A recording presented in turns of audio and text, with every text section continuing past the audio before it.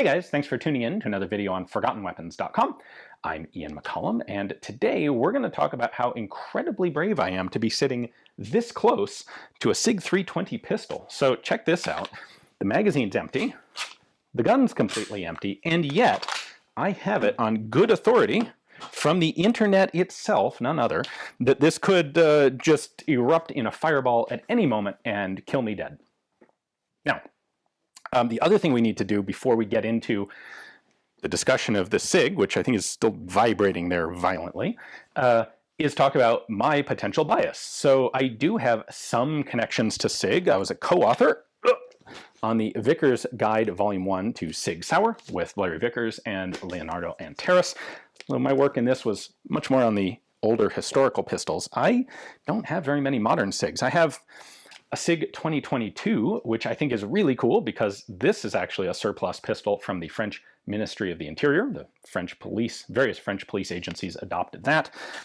I do have one of these surplus M17s, not that one, but a different one, in my own collection, which I really like. And of course, I have a SIG long gun. I have this Finnish Civil Guard M9124 with none other than a SIG manufactured barrel. So, what's going on with SIGs? Well, the thing that we're seeing most recently is talk about SIGs exploding. They're firing out a battery, they're kabooming, they're shrapneling themselves. And this is really clouded by the fact that SIG did have a very legitimate, real safety problem earlier on in their production a number of years ago. And that, of course, was the infamous drop safety issue.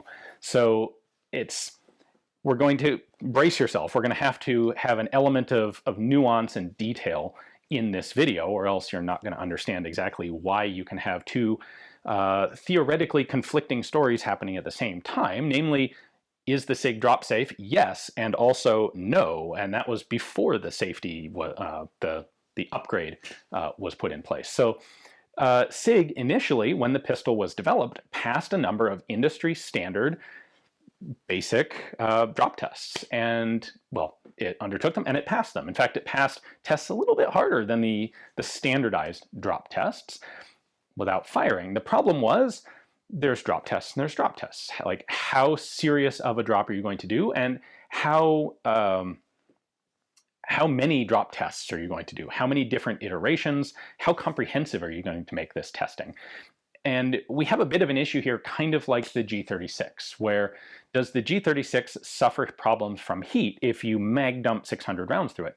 Yeah, it does. Does the G36 suffer from problems with heat, period? Well, maybe. It was able to very well pass the standards that were set by the German Bundeswehr when it was adopted. But if you go above and beyond those standards, it did have issues. So, did it have problems with heat? Yes and no simultaneously. Same thing is true for SIG. It passed the standard drop tests, but it did still have one pretty unique set of circumstances under which it would fire if dropped. And that was, I think it was a 29-degree angle dropped on the rear sight. And there were a number of things that SIG, well, when this came out, of course, it was all over the internet because that is a cool, hot thing to be posting is, hey, check it out.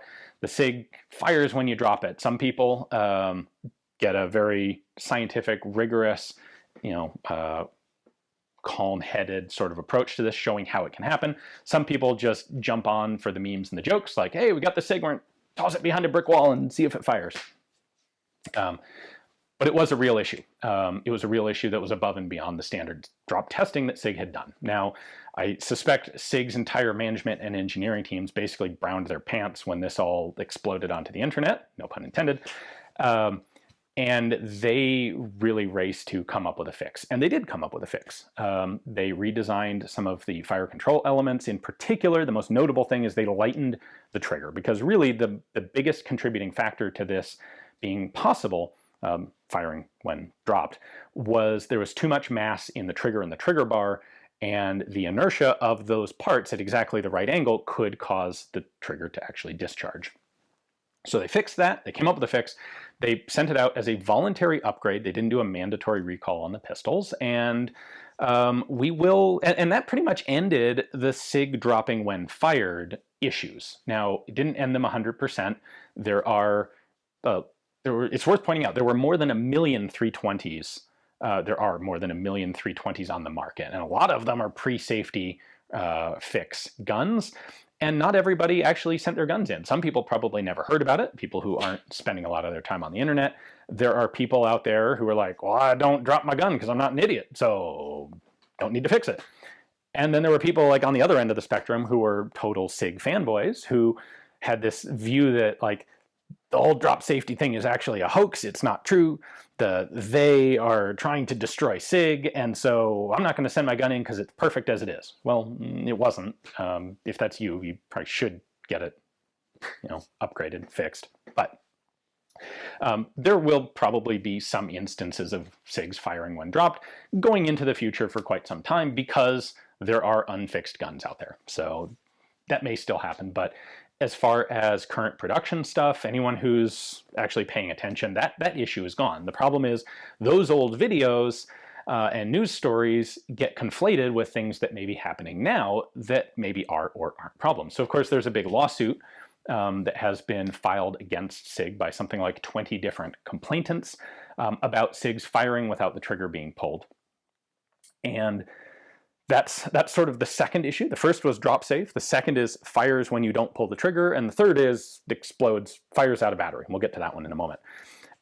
The firing without pulling the trigger is really a stretch. Now, on the one hand, there are more than 1 million of these pistols out there. If you can come up with some combination of factors where everything goes just wrong in this case and allows the pistol to fire despite the couple of mechanical safeties built into it that prevent it from firing if the trigger hasn't been pulled. Well, if you can come up with just the right set of circumstances that 1 in 1 million times it'll actually fire without you pulling the trigger. Well, there's 1 million pistols out there. That can happen, and that's true of basically every large production gun design out there. You may recall there was a big hullabaloo for a while with Glocks when they became popular about Glocks inadvertently firing, Glocks blowing up.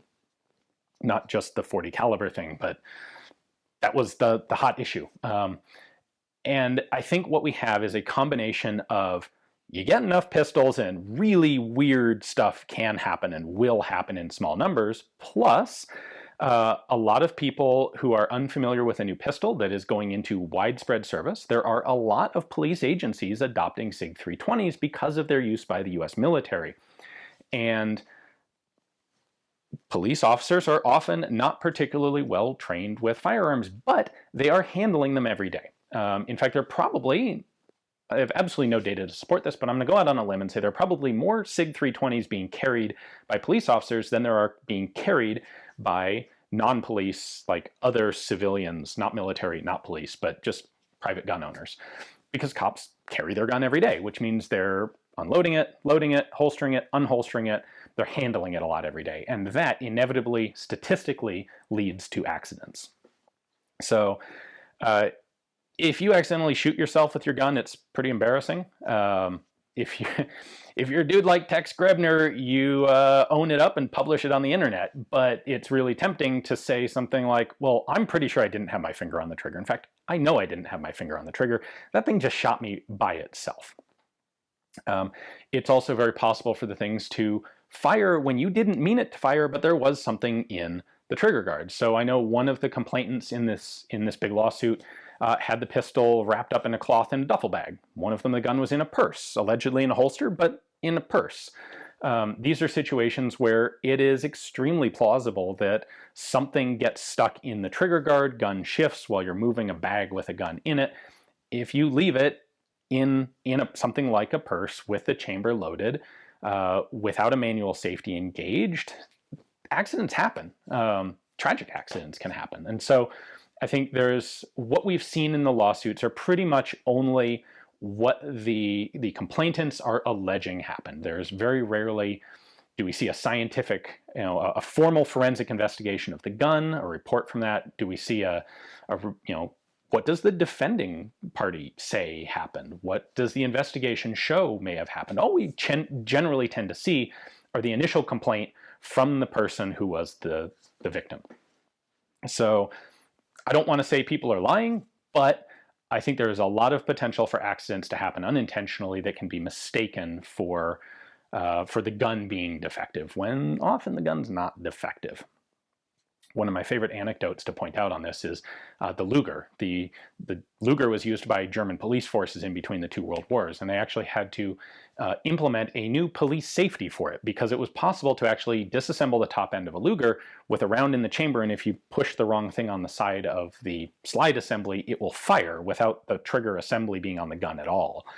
And there were enough German policemen who were shooting themselves while cleaning their pistols this way that they had to actually modify the gun to prevent it. It's not like this sort of thing is a new issue.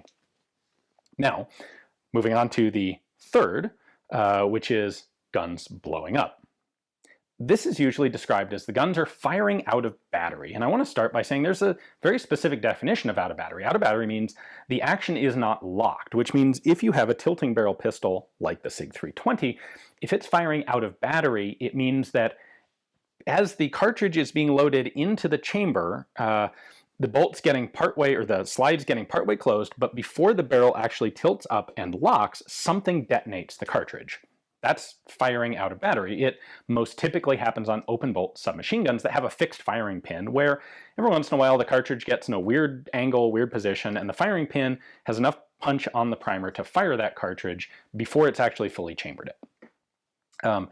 That seems extremely unlikely on the 320, because again, there's a series of mechanical safeties, most substantially the striker block, that prevent the striker from going forward unless the slide's all the way closed. It's also worth pointing out that the engagement, the dwell time on the SIG, which is to say, once the slide starts moving backwards under recoil, how far does it move before the barrel actually drops and unlocks? It's actually a really long dwell time on the 320. It's something like 3 times as long as the dwell time on, say, a Smith & Wesson M&P automatic. And have we heard about a lot of explosions in those? Not so much. So I think what is actually probably going on here is a combination of a real issue, a minor mechanical issue, and a social issue. So the real issue is that, especially in competition circles, there's a lot of use of ammunition that's out of spec. It's not like the 320 is the first time we've ever seen a gun blow a case head out, have a cartridge case fail.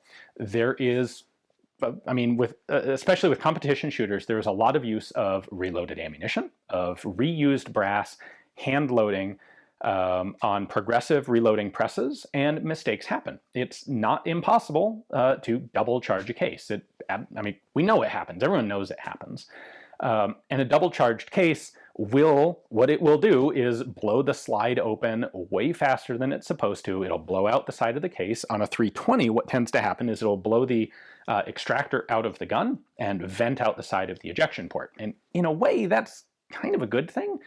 That's a better solution than having it blow down the magazine well, although if it's a powerful enough overcharge, it can do that. Not necessarily just overcharges. You can also see this if you have really overused brass, brass that has been reused without any annealing, brass that becomes weakened over many reloadings.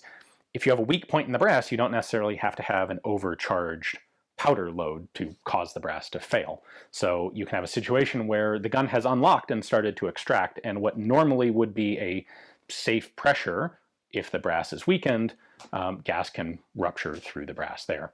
So that happens. Now, the mechanical issue involved here is the fact that the SIG barrel, or the SIG chamber, is in fact slightly less fully supported than on a lot of other pistols.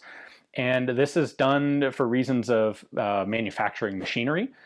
Having a little bit more of a bevel at the end of the cylinder is well, it makes the manufacturing process more precise and simpler to do. But it does mean that there's a little less support around that case. Now, is there enough support to run proper SAMI spec ammunition up to and including plus P that the gun's rated for? Yes, there is. But that's talking like high quality factory ammo. Once you start getting into hand-loaded ammunition and ammunition of questionable origins, questionable manufacturing, kind of all bets go out the door. Any pistol will explode, kaboom, if you give it ammunition with too much powder charge or weakened brass or other defects in the ammunition. I think the reason that we are seeing it with SIG is that everyone's talking about it happening to the SIG. And so if you see it happen to a SIG, oh man, you're gonna post it. Everyone's gonna find those and talk about them. And we see this sort of behavior all across society. We saw it with train derailments. What was that, a couple months ago? Turns out there's actually a lot of train derailments on a regular basis in the United States. It happens all the time. People don't normally pay attention to it. Well, once you get like 2 big ones that catch the public eye for one reason or another, then people start looking closely and like, holy crap, there were like 5 more train derailments in this 2-week period. What happened? There's this huge, this huge tragedy of, oh my God, what's happening with train derailments?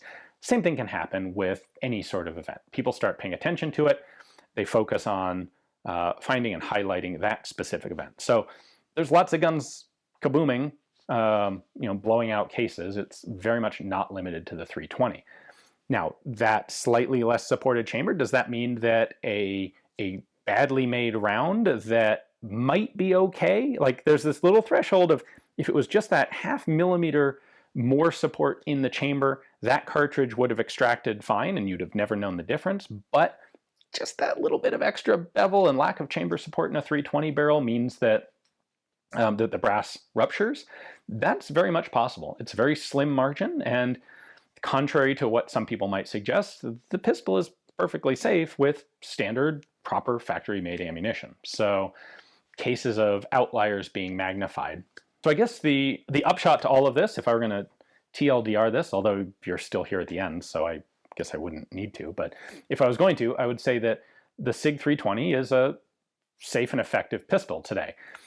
But it wasn't always. There was a very real, it was a small, it's not like SIG released a pistol where 1 in 10 guns exploded randomly. There was a drop safe problem. It was a pretty specific one, but it was real and it did cause some problems, and SIG did fix it. And post-fix, their gun is as good and as safe as any other out there on the market. And it is social media attention combined with misinterpretation of what's actually happening, both on things that are happening right now and also looking at instances of things with this drop safety that were resolved years ago, but people find that evidence and bring it forward and conflate issues together that I think leads to a lot of misunderstanding about the true nature of the 320. So I really don't have anything to gain from this. My interest in this is more in the historical pistols and historical rifles like my SIG Mosin. I like the surplus 320s because of their provenance and connection to the US military, not because I want to go run 10,000 rounds through it. Not that you couldn't, but. And I think that's where I will leave it for today. Thanks for watching. Hopefully you guys enjoyed the video.